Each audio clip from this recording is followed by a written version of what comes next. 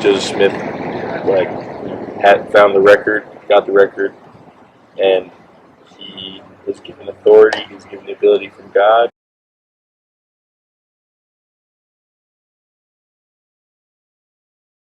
I know they were in I think the seer stones. I'm not 100% sure. I think they were with the plates in the stone box. Am I right? You're almost like that. It came with the plates. Right. I think. There in the stone box there was the plates, and with the plates there's a few other things like the sword of Laban, and yes, the spectacles. That was called the Urim and Thummim. Okay, yeah, spectacles and a breastplate. Then you also mentioned seer stones, which those were not in the box. Those are different. They were different. Okay, yeah. Do you happen to know where he got the seer stone from? I don't know.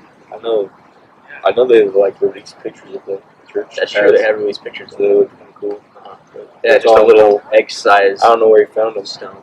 I'm glad you talked to me. So I have this board over here. You can see those pictures. If you had to pick one of those four, and say that this is the most historically accurate painting of Joseph Smith translating the Book of Mormon, which one would you say? I mean, I know that's not right at all because there's no way he could have, they were right next to each other like that. Right. It's just more to depict what's going on. I know that he put the stone in a hat to shade it or something like that. Is there a big reveal? Let's see. So it says Joseph Smith would put the seer stone into a hat and put his face in the hat, drawing it closely around his face. A piece of something resembling parchment would appear, and when it was written down and repeated to Brother Joseph to see if it was correct, then it would disappear, and another character with the interpretation would appear. Thus the Book of Mormon was translated by the gift and power of God and not by any power of man. Yeah, what most people don't know is that he used the stone and the hat almost exclusively. That one seems pretty accurate to me. That's how I've always pictured it.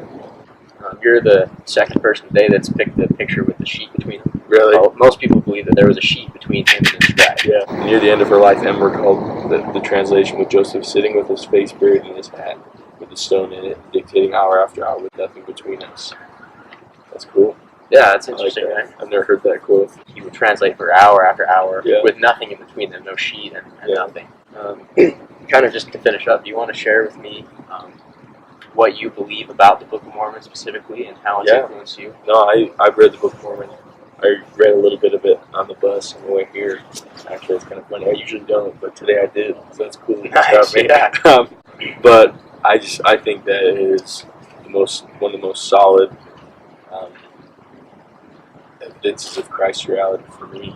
I think I've read it. Every time I read it, I feel closer to God. I feel more of what He expects of me, how He feels about me. I think it's great. It's undeniable.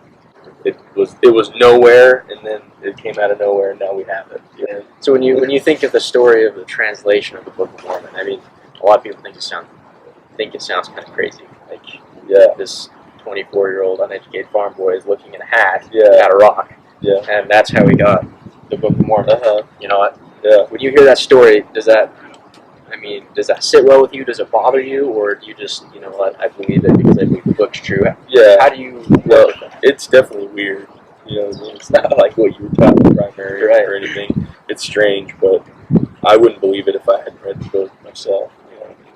Like, if somebody told me about that, like a guy translated the book by looking at a hat, looking at a rock, I'd be like, well, let me see what he wrote. Yeah. You know what I mean? Like, see if it's nonsense. Yeah, and I've read what he wrote, and it's good. Yeah. It's awesome, and I read it today.